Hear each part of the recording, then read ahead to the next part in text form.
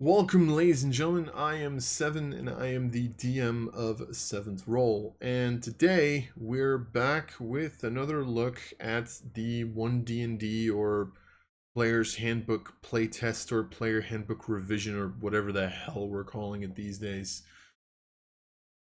Bundles, bundle pages, whatever you want to call it.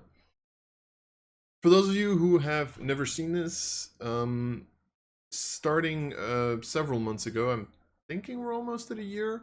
Wizards of the Coast started releasing these playtest bundles with the Player's Handbook, the original 2014 Player's Handbook, but changed. So there were changes to most of the classes, all of the classes at this point, to ancestries. They added some new stuff, got rid of some problems, and they put that into playtest bundles completely free, which you can find on the website. And they have been allowing us to comment on them and give feedback on what we thought and what we think should change to better help with the future of D&D. And ever since the second bundle, I missed the first one, but ever since the second bundle, I've pretty much, every time a new one came out, I sat down with no opinions, no one, trying to, stay away as much as possible from the opinions of the internet. Just pretty much I went through the bundle and gave you people my first impressions, my first opinions, and what I thought of it, and I also try to kind of compare to previous changes and what it used to be and all that stuff. So that's pretty much what this is. It's just me rambling about a game that's been here for 10 years for no other reason than the fact that I've played it a ton. So, I totally don't have mental problems. What are you talking about? Anyway, with that in mind, a couple of things that I should mention. First of all, these are opinions, as you all know. I have been made aware that the fact that I am not a big fan of One D&D should probably be mentioned, and that that's not an argument to say that my opinions aren't biased. That was a mistake I made in one of the previous videos that I'm still apologizing for because I feel like I should. The thing is, I have not been positive on 1D&D. I still am not really a fan of the idea. This has a lot to do with the OGL stuff that I feel like needs to be mentioned every now and again. And also has to do with the fact that honestly, I feel like they are not really delivering on what they promised when the original 1D&D bundles came out. I know that there's people saying like, oh, this is supposed to just be a revision, yada yada yada. No offense, originally it was marketed as at least 5.5. You cannot convince me otherwise. Maybe you can convince me otherwise, but honestly, the original documents were way too different from the original 5th edition to really be treated as a 5th edition revision. So I'm not the biggest fan of these. I mostly go through to it because I'm interested in how they're designing the game and because it allows me to make videos and allows me to hear my own voice, which apparently I'm a pretty big fan of. Second thing that I should also mention, and maybe I should have mentioned this at the start, but I am also making my own versions of 1D&D classes now. At the time of recording, there's at least 2 throughout the series. The third one might come out as well.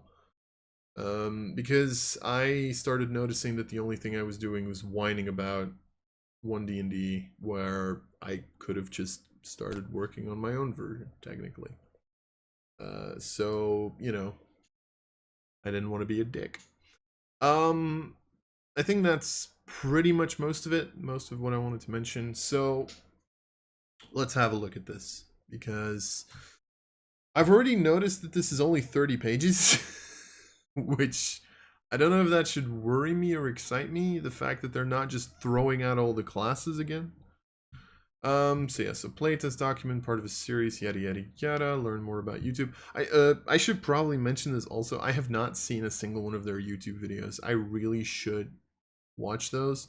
I don't know if I don't really want to make React content. This is already like borderline React content. But like for the videos, I don't really want to necessarily do that, but I might want to look at them at least at some point. Anyway, future prospects. My God. All right. What's inside? Here are the new and revised elements in this article. Classes. 3 classes are here: Barbarian, Druid, and Monk. Okay. So I had a little look at the introduction, right? There's 3 classes in here: Barbarian, Druid, and Monk. Now, each one includes 1 subclass: Path of the World Tree for Barbarian, Circle of the Moon for Druid, and Warrior of the Hand for Monk. So there's 2 things that this is making me wonder about, which is, one, are they going to start upping their speed of release? Or are they just looking at what they call the problem classes / subclasses? Because here's the thing, right? So let's look at Druid first. Druid has, I think, been the most controversial changes, or like the most controversial class to have been changed, right? Because the first version of Druid, which was released alongside Paladin, was, in my personal opinion, just shit. And then the second one, I think the second version of Druid was better, but it felt a lot like Cleric. Like I've honestly, I think with the last Druid version, I think that's what I pretty much said, was I started wondering what's the difference between Druid and Cleric at this point.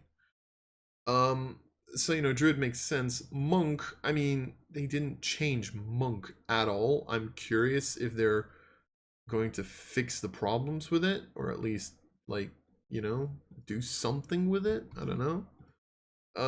Warrior of the Hand, I mean, Monk just in general needs to change. Then Barbarian's just the one that I find weird here, because I personally didn't have a problem with Barbarian.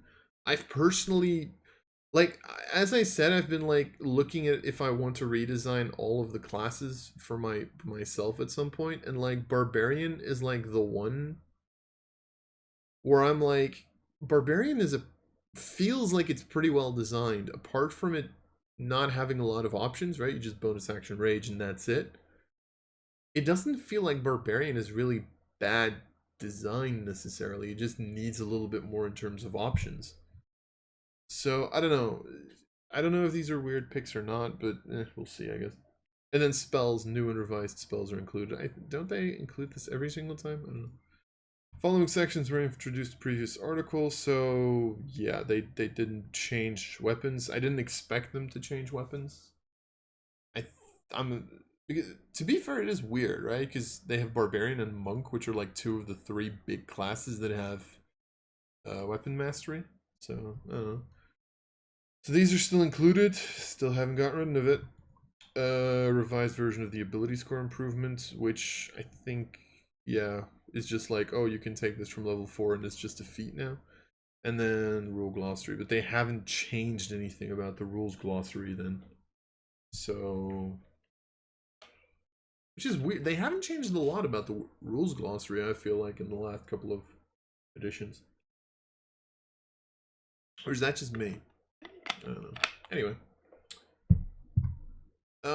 This is a playtest material, blah blah blah. We know all about this. How to playtest, yeah. Whatever, power level feedback. Okay.